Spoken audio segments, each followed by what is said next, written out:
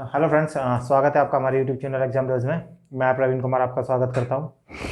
तो हम Indian panel code भारतीय दंड संहिता पढ़ रहे थे, जिसमें हम इसके जनरल एक्सेप्शंस के बारे में हम बात कर रहे थे। तो हमने धारा 80 तक पढ़ लिया था। तो चलिए बात करते हैं उसी से आगे और इन बिंदुओं के माध्यम से आईपीसी की नेक्स्ट धाराओं को समझते हैं, क्योंकि हाँ, ये जो पोर्शन है इससे बहुत सारे प्रश्न अलग अलग एग्जाम में पूछे जाते रहे हैं। यूपीएसआई और भी लॉ एग्जाम है जिनमें पूछे जाते हैं, तो इनके माध्यम से समझते हैं और हर धारा को बारीकी से समझने की कोशिश करते हैं। तो बात की जाए धारा 82, धारा 82 की बात की जाए, क्योंकि हम अपवादों के बारे में पढ़ रहे हैं, जनरल एक्सेप्शंस पढ़ रहे हैं कि क्या क्या एक्सेप्शंस हैं। तो इसमें बताया गया है कि 7 वर्ष से कम आयु के शिशु का कार्य। तो हम बात कर रहे थे अपराध की कि क्या अपराध होगा और क्या अपराध नहीं होगा। तो इसमें बताया गया धारा 82, धारा 82 में बताया गया है 7 वर्ष से कम आयु के शिशु का कार्य, अर्थात जो व्यक्ति 7 वर्ष से कम आयु का है।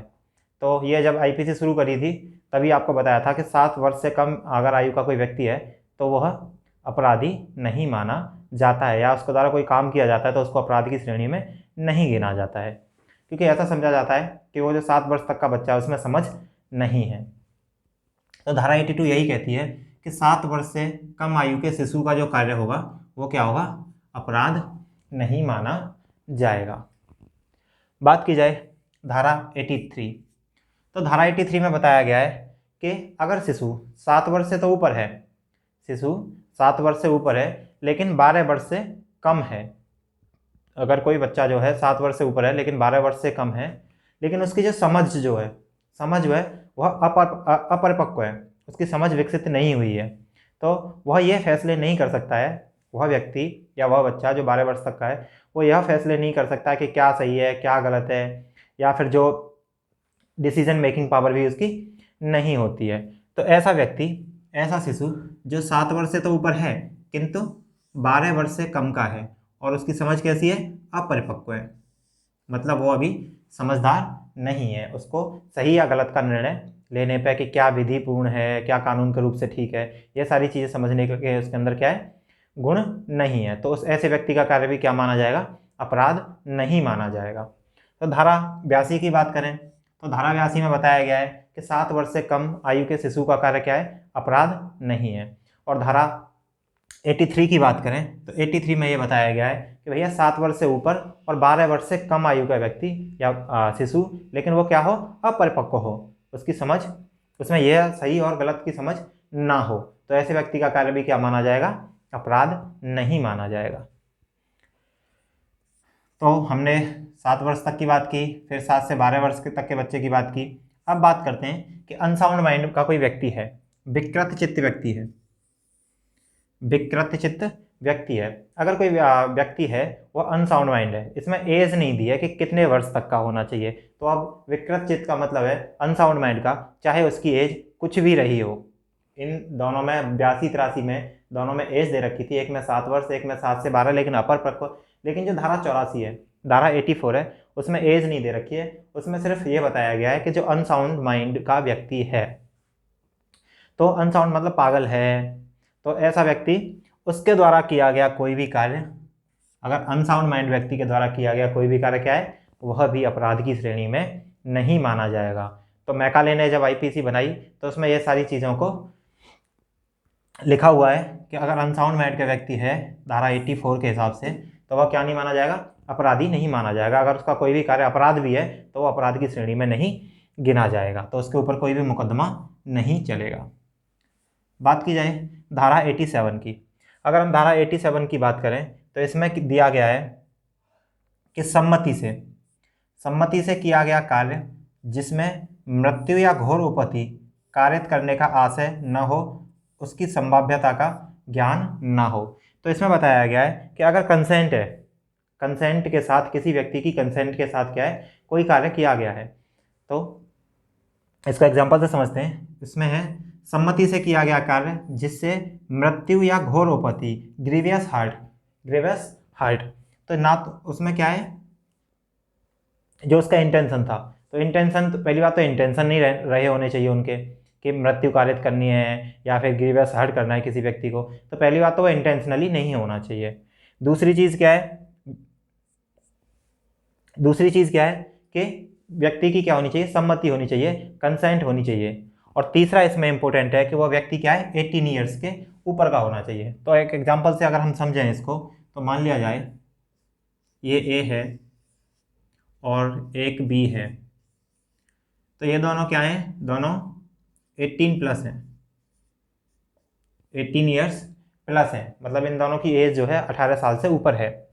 तो ये दोनों क्या है, क्रिकेट खेल रहे थे, ये दोनों क्रिकेट खेल रहे थे। तो क्रिकेट खेलते खेलते इनका क्या हुआ, इनमें आपस में सम्मति होती है, ये खेल रहे थे तो दोनों की आपस में सम्मति होती है, और ये क्या करते हैं, कैच की प्रैक्टिस करने लग जाते हैं। मान लिया जाए ये क्या करते हैं, कैच की प्रैक्टिस करने लग जाते हैं। तो एक बॉल फेंक रहा होता है और दूसरा उसको कैच कर रहा होता है, तो आपस में ये दोनों कैच कर रहे होते हैं, और ए ने बॉल फेंकी और ये बॉल जाके बी के सिर में जाके लग गई।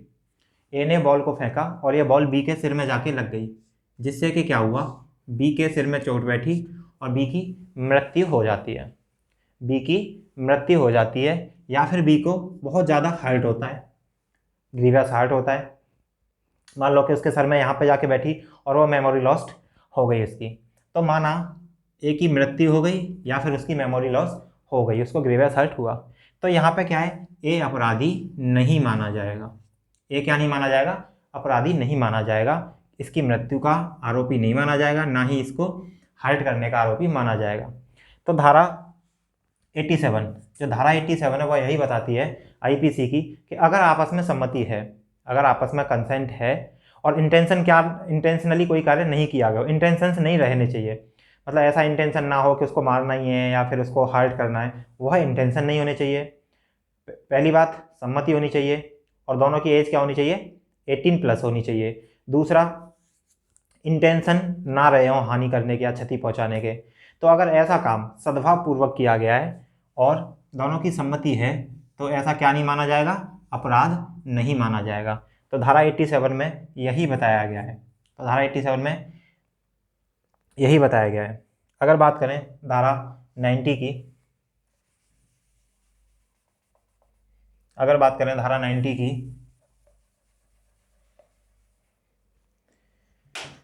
तो इसमें दिया गया है सम्मति से, धारा 90 में दिया गया है सम्मति से जिसके संबंध में यह ज्ञात हो कि वह भय या तो भय के साथ या भ्रम में सम्मति दी गई हो। तो इसमें बताया गया है कि भैया क्या चीज़ सम्मति होगी और क्या चीज़ सम्मति नहीं होगी। तो धारा 90 में बताया गया है क्या चीज़ सम्मति होगी, क्या चीज़ सम्मति नहीं होगी। तो धारा 90 में ये बताया गया आईपीसी की में कि मान लिया जाए कोई व्यक्ति है और किसी व्यक्ति ने क्या कर दिया, अपनी सम्मति दे दी है, और इसमें क्या है, सबसे पहला क्या है, क्षति पहुंचाई जाए या फिर भ्रम या तथ्यों की भूल। तो अगर इन बेस पे क्या है, ठीक है, तो इन बेस पे क्या है, अगर कोई व्यक्ति है उसको क्या है, क्षति, भ्रम या तथ्य की भूल, इन चीज़ों के डर की वजह से, किसी डर की वजह से, या आपको मैं मान लिया धमका दूँ, धमकी दे दूँ, तो आपको भय दिखा के या फिर आपको क्षति पहुंचाने का डर दिखा के या फिर क्या है फैक्ट की वजह से, अगर कोई व्यक्ति क्या है कोई सम्मति दे देता है, अगर ऐसी चीज़ों की वजह से कोई व्यक्ति सम्मति दे देता है, तो धारा 90 जो है इसमें यह बताया गया है कि ऐसी सम्मति को सम्मति नहीं माना जाएगा। आईपीसी की धारा 90 में यह बताया गया है अगर सम्मति जो है किस वजह से दी गई हो, भय, या तो सम्मति भय की वजह से दी गई हो, या फिर क्या है कोई क्षति ना पहुंचाए इस वजह से दी गई हो, या फिर क्या है फैक्ट का मिसअंडरस्टैंडिंग की वजह से दी गई हो, तो ऐसी सम्मति को क्या नहीं माना जाएगा, सम्मति नहीं माना जाएगा। तो धारा 90 में यही दिया गया है। इसमें क्या है, कर्ता को यह पता भी होगा, जो कर्ता है या जिसने कोई भय या डर दिखाया है उसमें यह पता भी होगा उसको कि भाई ये जो अगला बंदा है सम्मति जो दे रहा है, अगला जो बंदा सम्मति जो दे रहा है वो भय की वजह से दे रहा है या डर की वजह से दे रहा है, तो ऐसी सम्मति को सम्मति नहीं माना जाएगा।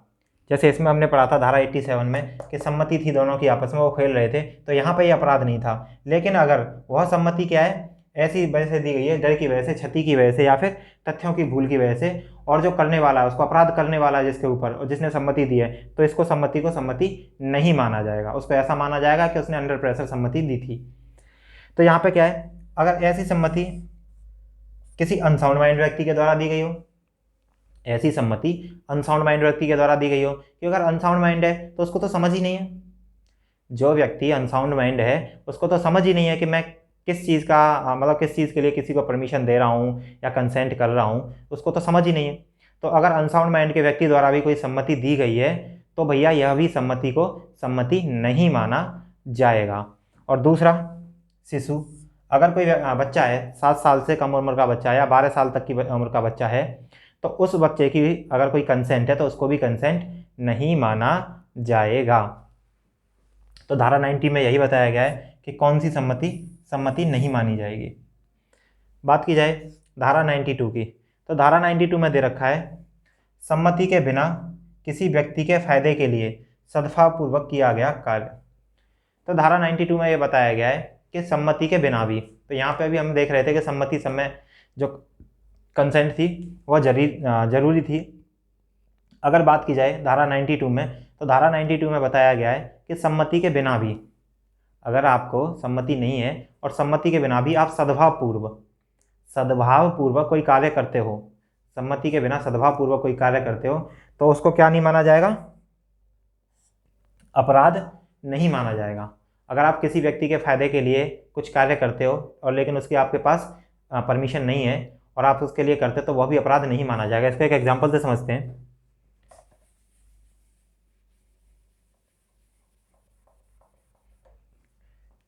अगर मान लिया जाए ए जो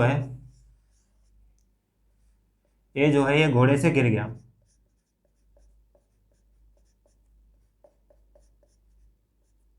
ए घोड़े से गिर गया और बी क्या है, बी सर्जन था। बी कौन था, एक सर्जन था। तो ए क्या है, ए घोड़े पर दौड़ रहा था, हॉर्स राइडिंग कर रहा था और ए घोड़े से गिर जाता है। ए घोड़े से गिर जाता है और गिरते ही इसके क्या है, सर में चोट आती है। ए घोड़े से गिर जाता है और गिर के क्या है, इसके चोट आती है। जब इसके चोट आती है तो बी एक सर्जन था, तो इसने देखा कि भाई ए घोड़े से गिर गया और इसके सर में क्या है, चोट लगी हुई है।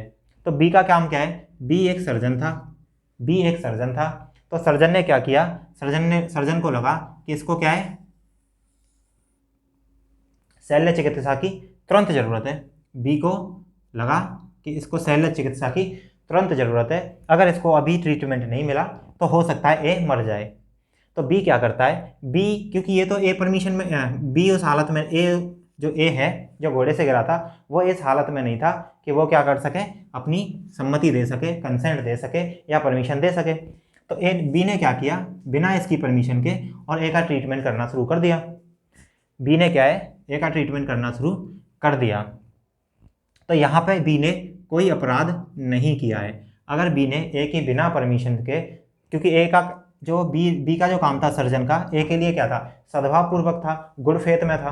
तो यहाँ पे क्या बताया गया है, अगर कोई कार्य बिना परमिशन के भी गुड फेथ में किया जाता है तो वह अपराध नहीं है। एक और एग्जांपल से इसको समझते हैं। मान लिया जाए ए जंगल में था, ए क्या है, जंगल में था और ए को कौन उठा के ले जाता है, बाघ उठा के ले जाता है, टाइगर जो है। मान लो ए को क्या है, ए जंगल में था और ए को क्या है, टाइगर उठा के ले जाता है। तो टाइगर उठा के ले जाता है तो टाइगर ने इसको अपने मुंह में भर रखा है और टाइगर दौड़ रहा है। टाइगर ने ए को अपने मुंह में ले रखा है और टाइगर दौड़ रहा है। तो वहीं पे क्या है, बी देखता है कि भाई टाइगर लेके ए को भाग रहा है। तो बी क्या करता है, गुड फेथ में ए के ऊपर, टाइगर के ऊपर गोली चलाता है। बी जो है टाइगर के ऊपर गोली चलाता है जिससे कि वो टाइगर को मार सके और उसको सद्भावपूर्वक में काम इसने किया, बी ने गुड फेथ में किया। उसने ये सोच के किया काम कि ए को क्या है, ए को बचाना है मुझे टाइगर से। तो बी ने गोली चलाई किस पे, टाइगर पे। बी ने गोली चलाई टाइगर पे, क्योंकि यहाँ तो ए की अनुमति ली नहीं थी उसने गोली चलाने से पहले। बी ने टाइगर पे गोली चलाई और वह गोली टाइगर के ना लग के ए के ही लग गई।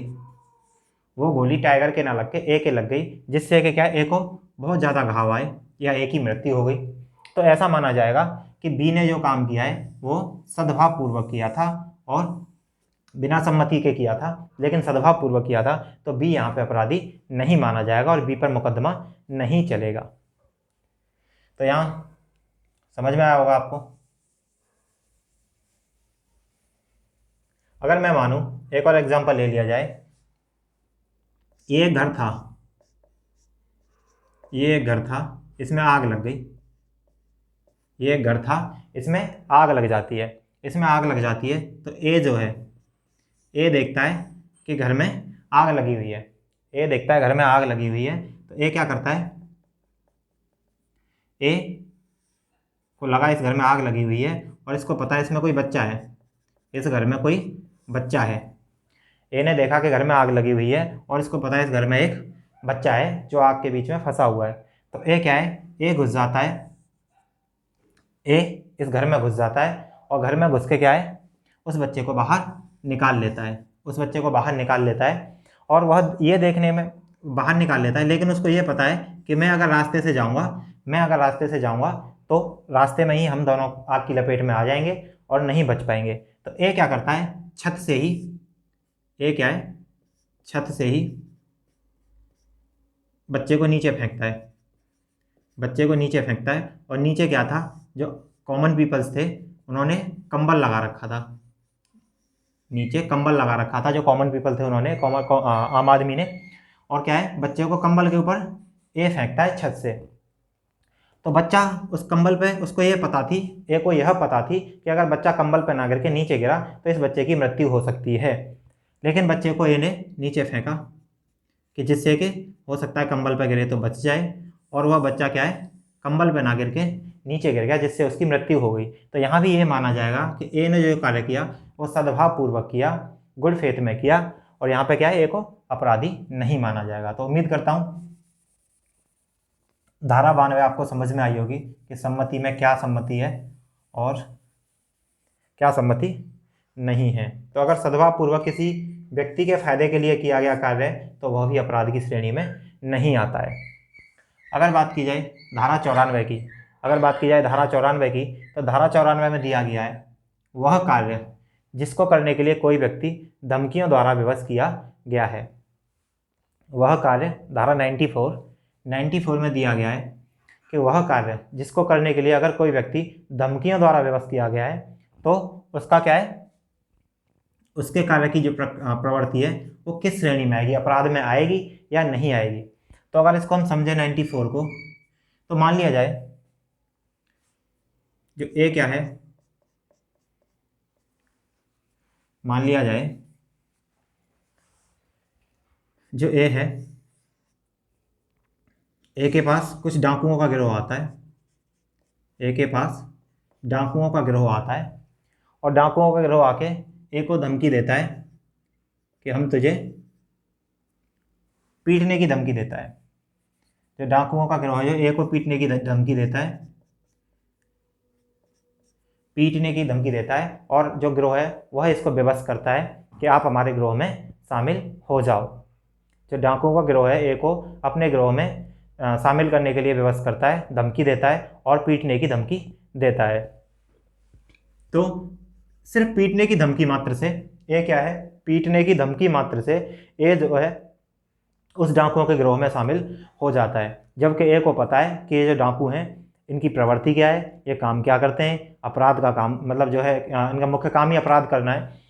तो सिर्फ पीटने की धमकी की वजह से ए जो है इस गिरोह में शामिल हो जाता है। तो यह भैया यह अपराध की श्रेणी में ही आएगा। तो ऐसा माना जाएगा जैसे ए ने क्या है, अपराध किया है। तो जब हम इसमें हम जो पढ़ रहे हैं अनुच्छेदों में जो अपवाद पढ़ रहे हैं कि ये चीज़ें अपराध नहीं है, इतने कम उम्र के बच्चे का जो काम है वो अपराध नहीं है। लेकिन यहाँ पे क्या माना जाएगा, अगर सिर्फ पीटने की धमकी के वो शामिल हो गया है तो ए को क्या माना जाएगा कि ए ने क्या है, अपराध किया है। तो यह धारा 94 की अपवाद का फायदा लेने का हकदार नहीं है। धारा 94 में जो अपवाद दे रखे हैं उसका फायदा लेने के लिए यह हकदार नहीं है, क्योंकि यह सिर्फ पीटने की डर की वजह से गिरोह में शामिल हो गया है। धारा 94 में एक और चीज़ है इम्पोर्टेंट, ये है कि जब तक हत्या और मृत्युदंड, इसमें भी ये है कि कब आपको छूट है, आपको छूट कब है। छूट भी तब है, आप पहली बात तो जो धमकियों के लिए विवश किया गया है उसमें क्या है, पहली बात तो हत्या का काम नहीं होना चाहिए, और दूसरा क्या है, राज्य के खिलाफ अपराध नहीं होना चाहिए।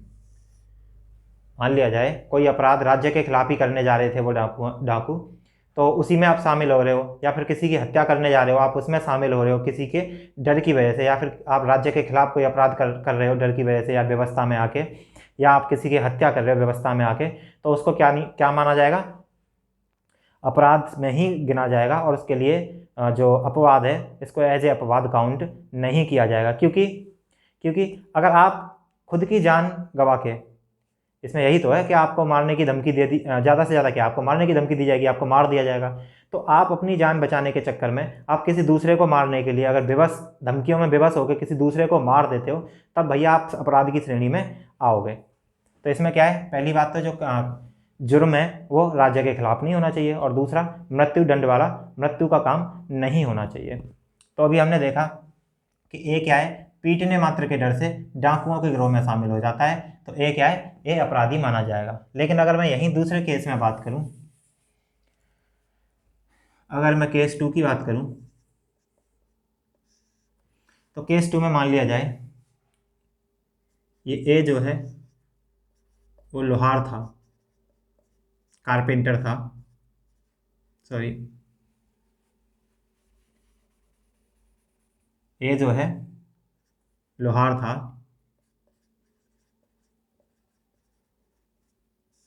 लोहे का काम करता था ये, और ए के पास कौन है, डाकुओं का गिरोह जाता है।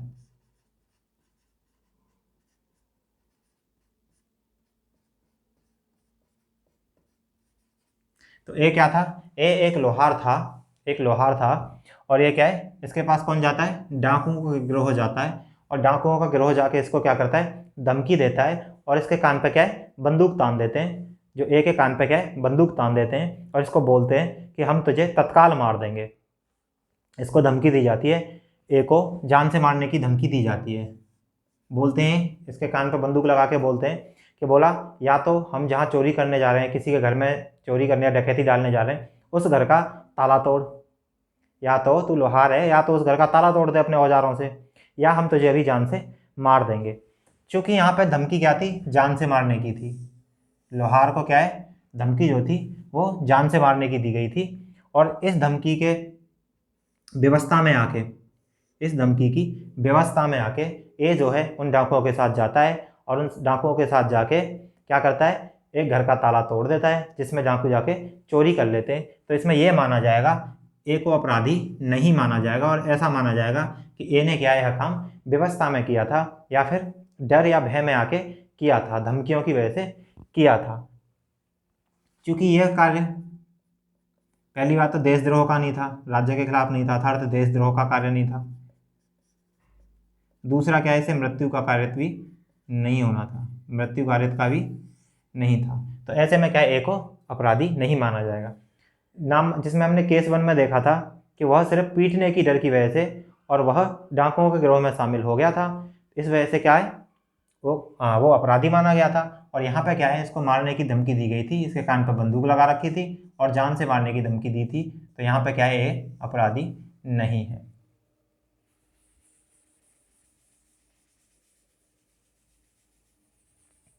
अगर बात की जाए धारा 96, तो अब हम पढ़ेंगे राइट ऑफ प्राइवेट डिफेंस। तो राइट ऑफ प्राइवेट डिफेंस है प्राइवेट प्रतिरक्षा का अधिकार। तो प्राइवेट प्रतिरक्षा के जो अधिकार हैं इनमें क्या है, अपवाद दे रखे हैं। तो हम क्या चीज़ अपराध है क्या चीज़ नहीं है वो हम पढ़ रहे थे। तो अगर हम 96 आईपीसी की धारा 96 से लेके 106 तक पढ़ेंगे, आईपीसी की धारा 96 से लेके 106 तक पढ़ेंगे तो इनमें दे रखे हैं प्राइवेट प्रतिरक्षा के अधिकार। अगर आप अपनी प्राइवेट प्रतिरक्षा में कोई काम करते हो तो वह अपराध नहीं माना जाएगा। इसी के रिगार्डिंग हम पढ़ते हैं धारा 96 से लेके 106 तक की। तो अगर हम धारा 96 की बात करें तो धारा 96 में दे रखा है कि प्राइवेट प्रतिरक्षा में की गई बातें।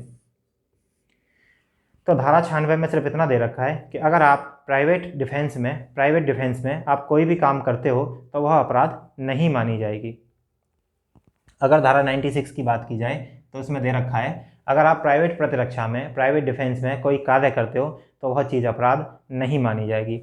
अगर बात करें धारा 97 की तो धारा 97 को थोड़ा 96 की जो धारा है उसी को थोड़ा ब्रीफ में डिस्क्राइब कर दिया है, या फिर उसका ही डिस्क्रिप्शन 97 में दिया गया है। बात करें धारा 97 की तो धारा 97 में दे रखा है शरीर तथा संपत्ति की प्राइवेट प्रतिरक्षा का अधिकार। तो जहां 96 में बताया गया था कि प्राइवेट प्रतिरक्षा में की गई कोई भी बात अपराध नहीं है, वहीं 97 में बताया गया है कि आप शरीर की भी प्राइवेट प्रतिरक्षा कर सकते हो और किसकी भी, प्रॉपर्टी की भी सेल्फ प्राइवेट डिफेंस कर सकते हो। इसमें सिर्फ यही नहीं बताया गया है कि आप अपनी बॉडी की भी प्राइवेट डिफेंस जो कर सकते हो प्रतिरक्षा, साथ में आप किसी अन्य व्यक्ति की भी बॉडी पार्ट की या फिर उसकी जान की प्राइवेट प्रतिरक्षा कर सकते हो।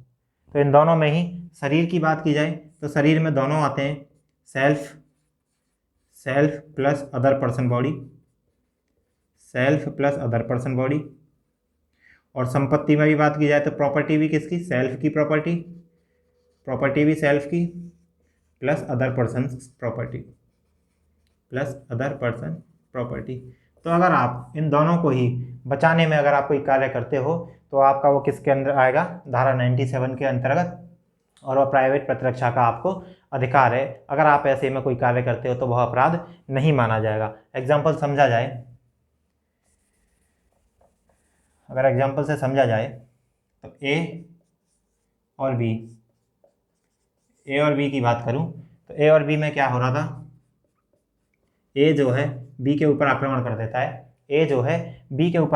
देता है, और बी के ऊपर क्या है, तलवार से वार करता है। ए जो है बी के ऊपर तलवार से वार करता है तो बी क्या करता है, उसी तलवार को लेके और उसी तलवार से एक ही मृत्यु कर देता है।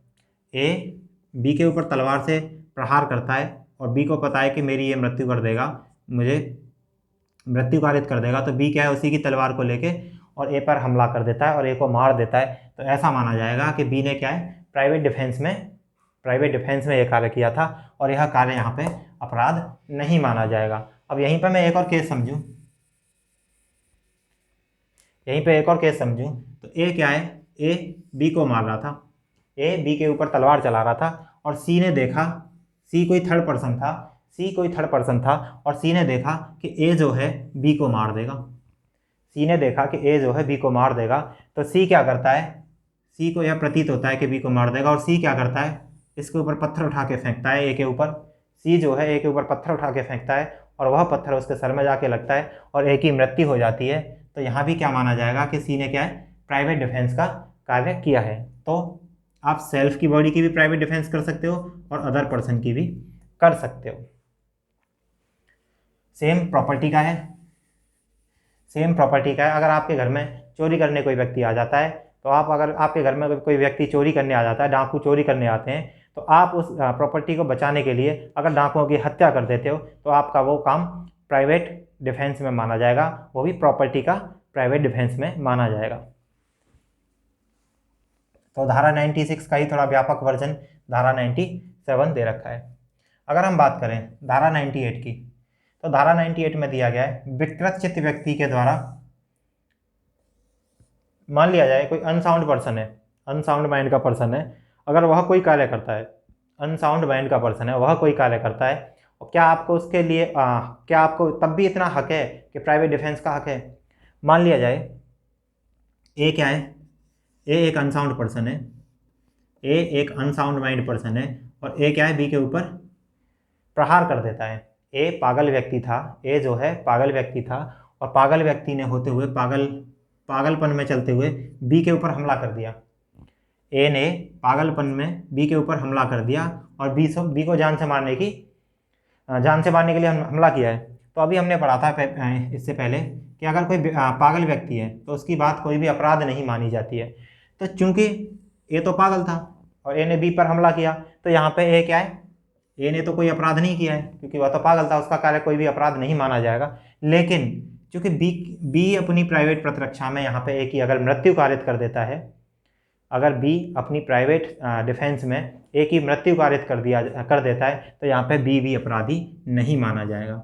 तो यहाँ पे जिस प्रकार से ए पागल होने की वजह से अपराधी नहीं था, वहीं पर बी क्या है, सेल्फ डिफेंस में या प्राइवेट डिफेंस में अगर ए पागल की मृत्यु कर देता है, मतलब जो पागल व्यक्ति था ए, उसकी मृत्यु अगर बी कर देता है, तो बी भी अपराधी नहीं है। जिस प्रकार से ए अपराधी नहीं है, उसी प्रकार से बी भी अपराधी नहीं है। तो यहाँ पर देखा हमने विकृत व्यक्ति के कार्य के विरुद्ध प्राइवेट प्रतिरक्षा। अगर यहीं पे हम बात करें,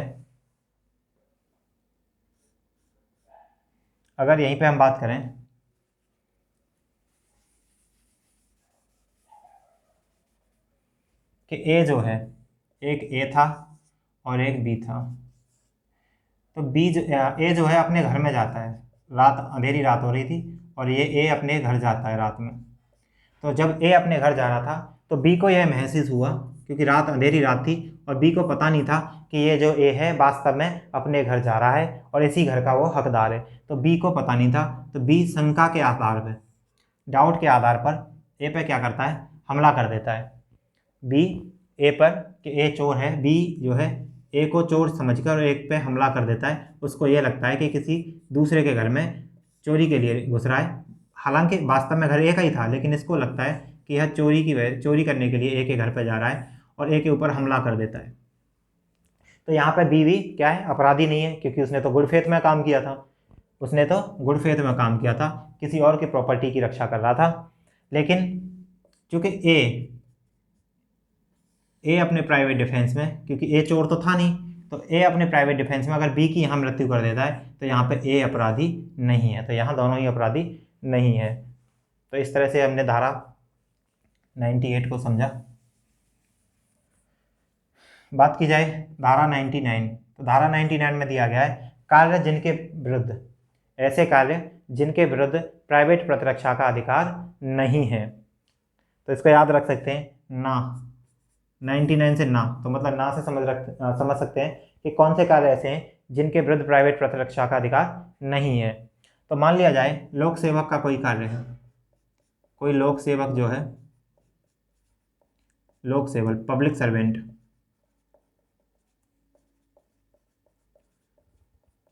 अगर हम बात करें पब्लिक सर्वेंट की, तो अगर कोई पब्लिक सर्वेंट है, मान लिया जाए एक पुलिस वाला ही मान लिया जाए, तो इसमें 2-3 चीज़ों से समझते हैं। तो अगर एक पुलिस वाला है, तो पुलिस वाला जब किसी को गिरफ्तार करने के लिए जाता है, या मान लिया जाए पुलिस वाले क्या हैं, किसी का एनकाउंटर करने के लिए जाते हैं, तो क्या जो व्यक्ति है वो ये बोल सकता है कि आप मेरा एनकाउंटर कर रहे थे और मेरे को प्राइवेट डिफेंस का अधिकार है, तो प्राइवेट डिफेंस में क्या इनके ऊपर गोली चला सकता है? तो नहीं भैया। तो इसमें क्या है, ऐसी स्थिति में जब कोई लोक सेवक है और लोक सेवक अपना कार्य कर रहा है, पब्लिक ड्यूटी कर रहा है, तो ऐसे में क्या है, उसके खिलाफ आपको प्राइवेट डिफेंस नहीं है, या सेल्फ डिफेंस नहीं है। हाँ, लेकिन अगर मान लिया जाए, अगर आपको नहीं पता है, ये पुलिस वाला था, लेकिन आपको ये नहीं पता कि ये पुलिस वाला है और ये प्राइवेट ड्रेस है, जो सिविल ड्रेस में आपको गिरफ्तार करने के लिए आ जाता है। पुलिस वाला अगर सिविल ड्रेस में आपको गिरफ्तार करने के लिए आ जाता है और यह अपना कोई भी आईडी प्रूफ या आपको यह निश्चित नहीं कराता है कि मैं पुलिस वाला हूं, और यह आपको पकड़ने लगता है, या फिर यह आपके ऊपर गोली चलाता है, या आपको ग्रीवियस हर्ट करने के लिए कोई एक्शन करता है, और जब तक कि आपको यह नहीं पता है कि यह पुलिस वाला है या पब्लिक सर्वेंट है, तो इस टाइम के ऊपर जो प्राइवेट डिफेंस का अधिकार है वो आपको मिलेगा। अगर इस टाइम में आप कोई कदम उठाओगे तो आपको प्राइवेट डिफेंस का अधिकार मिलेगा, क्योंकि आपको तो पता ही नहीं थी ये पुलिस वाला या पब्लिक सर्वेंट है। तो आप इसको क्या समझोगे कि ये मेरे ऊपर क्या कर रहा है, नॉर्मली हमला कर रहा है और इस टाइम में आप प्राइवेट डिफेंस से आपको वंचित नहीं किया जा सकता है। हालांकि आपको अगर पता है वो पुलिस वाला है और वर्दी में अगर आपको गिरफ्तार करने आ रहा है, अगर लोक सर्वेंट है, लोक सेवक है, तो इस केस में क्या होता है, आपको प्राइवेट प्रतिरक्षा का अधिकार नहीं होता है। अगर बात की जाए धारा 100 की, तो धारा 100 में दिया गया है, अब हमने प्राइवेट प्रतिरक्षा को पढ़ा है, अभी तक हम प्राइवेट प्रतिरक्षा को पढ़ रहे थे कि कब प्राइवेट प्रतिरक्षा में आप किसी की मृत्यु कर सकते हो, कब किसी को ग्रीवियस हर्ट कर सकते हो। तो अब इसमें बात बताया गया 100 में कि किन किन कंडीशन में जो है आपको प्राइवेट प्रतिरक्षा में किसी की मृत्यु कारित कर सकते हो।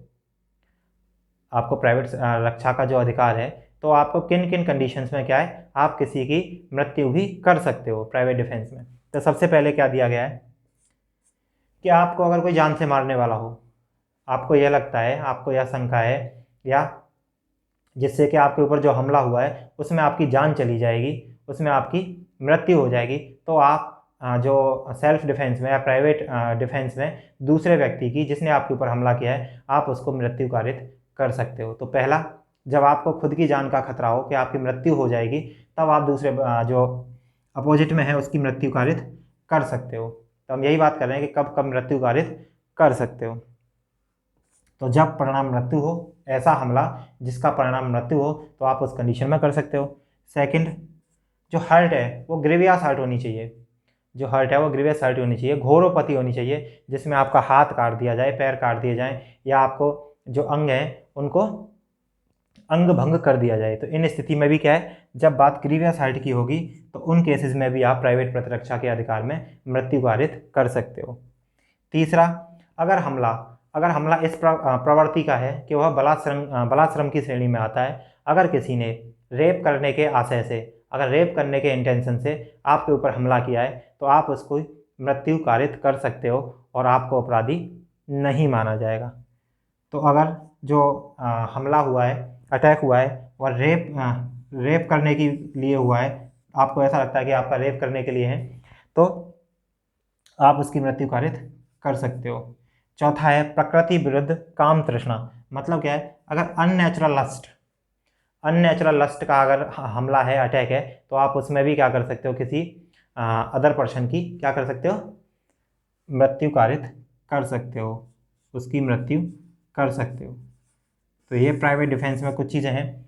और चौथा क्या है, पाँचवें में, अगर आपको कोई अपहरण करके ले जा रहा है, अगर आपको कोई अपहरण या व्यपहरण करके ले जा रहा है, तो आप उस समय भी उसकी मृत्यु कारित कर सकते हो। छठा, सदोष परिरोध। तो आपको अगर ऐसा लगता है कि आपको जो व्यक्ति है, या जो व्यक्ति है वो आपको कहीं एकांत जगह में ले जाएगा, कन्फाइनमेंट में ले जाएगा, और आपको ऐसी जगह पर जाके बंद कर दिया जाएगा जहाँ पे क्या है, आपको लोक प्राधिकारी जो हैं वो छुड़ाने भी नहीं जा सकते, आपको ऐसा लगता है, और आपको वो एक कहीं दूर जाके बंद कर दे, तो इस केस में भी जब परिरोध की बात होगी, तो सदोष परिरोध के केस में भी आप किसी की मृत्यु कारित कर सकते हो। एंड सेवंथ है, अगर आपके ऊपर एसिड अटैक होता है, या फिर आपको लगता है कि ये व्यक्ति मेरे ऊपर एसिड फेंकेगा, एसिड अटैक करने का प्रयास किया जाएगा, तो ऐसी स्थिति में भी आप उसकी मृत्यु कारित कर सकते हो। तो ये प्रश्न कई बार पूछा जाता है। ये 7 पॉइंट हैं, 7 केसेज ऐसे हैं जिनमें क्या है, आपको प्राइवेट प्रतिरक्षा के अधिकार में मृत्यु कारित करने का हक है। तो आज हमने देखा धारा 82, 7 वर्ष से कम आयु के शिशु का कोई भी कार्य जो अपराध नहीं माना जाएगा। धारा 83, 7 वर्ष से ऊपर लेकिन 12 वर्ष से कम आयु का व्यक्ति, लेकिन उसका क्या है, जो मेंटल लेवल है वो क्या है, डिस्टॉर्टेड है, मतलब अपरिपक्व है, उसको इतनी समझ नहीं है, सही और गलत की उसको समझ नहीं है, तो इस केस में भी उसका क्या माना जाएगा, अपराध नहीं माना जाएगा। बात की जाए धारा 84 की, तो धारा 84 में क्या है, अनसाउंड माइंड का जो पर्सन है उसके द्वारा किया गया जो कार्य है वो भी अपराध की श्रेणी में नहीं आता है। धारा 87 में समझा था हमने, जो सम्मति से किया हुआ गया कार्य है, सम्मति से किया हुआ कार्य है, तो उसमें सम्मति में क्या था, जैसे हमने देखा था 2 बंदे थे, दोनों बैट बॉल खेल रहे थे, तो उसमें सबसे बड़ी चीज़ है, एज क्या है, 18+ होनी चाहिए, एज 18+ होनी चाहिए, मारने का इंटेंशन नहीं होना चाहिए, और क्या है, सद्भावपूर्वक प्रॉपर तरीके से काम जो है प्रॉपर तरीके से किया जाना चाहिए। और उस केस में अगर किसी को ग्रीवियस हर्ट होती है या किसी की मृत्यु कारित हो जाती है तो वह भी अपराध की श्रेणी में नहीं आएगा। अगर बात की जाए आपके पास कोई सम्मति नहीं है, अगर आपके पास कोई सम्मति, धारा 92 की बात की जाए तो आपके पास सम्मति नहीं है, किसी ने आपको कंसेंट नहीं किया है और आप उसकी सद्भावपूर्वक में जान बचाने की कोशिश में और आप कोई कार्य करते हैं तो वह भी अपराध की श्रेणी में नहीं आएगा। धारा 94 में देखा जाए तो धारा 94 में यह है, अगर आपको धमकियों द्वारा विवश करके कोई कार्य कराया जाता है या कोई अपराध कराया जाता है तो वह अपराध की श्रेणी में नहीं आएगा, बशर्ते इसकी टर्म्स एंड कंडीशंस ये हैं, बशर्ते कि जो आप अपराध करने जा रहे हो या जो आप काम कर रहे हो उससे किसी की मृत्यु कारित ना हो, सबसे पहले तो हत्या ना हो, और दूसरा क्या है कि राज्य के विरुद्ध अपराध ना होना चाहिए, मतलब ऐसा अपराध ना हो जिसमें आप देशद्रोह बन जाओ, जैसे आतंकवाद का ही काम करने लग जाओ। तो 94 में यही है, पहली बात मृत्यु कारित करना ना हो, दूसरा देश के विरुद्ध अपराध ना हो, और तीसरा क्या है, सिर्फ मारने या पीटने की वजह से, सिर्फ मारने या पीटने की डर की वजह से आप कोई काम ना करें। हालांकि अगर आपको ये लगता है कि मेरी मृत्यु कारित हो जाएगी यह कार्य, अगर मैं यह कार्य नहीं करूँगा और आपको धमकी दी जाती है जान से मारने की, तब आप अगर कोई काम करते हो उस व्यवस्था में आके आप कोई काम करते हो तो वह अपराध नहीं माना जाएगा। बात की जाए धारा 96 तो प्राइवेट प्रतिरक्षा में की गई बात कोई अपराध नहीं है। 97 शरीर एंड संपत्ति, प्राइवेट प्रतिरक्षा दोनों चीज़ की है, आपकी बॉडी की भी है और प्रॉपर्टी की भी है। साथ ही साथ इसमें यह भी है कि आपकी सेल्फ की बॉडी की प्राइवेट प्रतिरक्षा का अधिकार तो है ही है, साथ में आपको दूसरी की प्राइवेट बॉडी की प्रतिरक्षा का भी अधिकार है। तो इसमें किया गया कार्य भी क्या है, अपराध नहीं माना जाएगा। धारा 98 में दिया गया है कि अगर कोई व्यक्ति है अनसाउंड माइंड है, वह अगर कोई ऐसा कार्य करे तो क्या उसके खिलाफ भी आपको प्राइवेट प्रतिरक्षा का अधिकार है, तो हाँ है। लेकिन इसमें क्या है, क्योंकि वह विकृत था और अनसाउंड माइंड था तो वो भी अपराधी नहीं है, और दूसरे ने अपनी प्राइवेट डिफेंस में कार्य किया था तो वह भी अपराधी नहीं है। 99 लोक सेवक का कार्य, जो लोक सर्वेंट है उसका कार्य क्या है, उसके खिलाफ आपको प्राइवेट प्रतिरक्षा का अधिकार प्राप्त नहीं है। और 100 में बताया गया है कि आप प्राइवेट प्रतिरक्षा में कब किसकी मृत्यु कर सकते हो, जिसमें 7 पॉइंट थे। सबसे पहला मृत्यु, दूसरा घोर उपपत्ति, तीसरा बलात्श्रम रेप, चौथा अननेचुरल लस्ट, पांचवा किडनैपिंग, और छठवां कन्फाइनमेंट, और सातवां एसिड अटैक। तो उम्मीद करता हूँ ये धाराएं आपको समझ में आई होंगी। अगर वीडियो अच्छा लगा तो लाइक करें, शेयर करें एंड सब्सक्राइब करें, and thank you so much.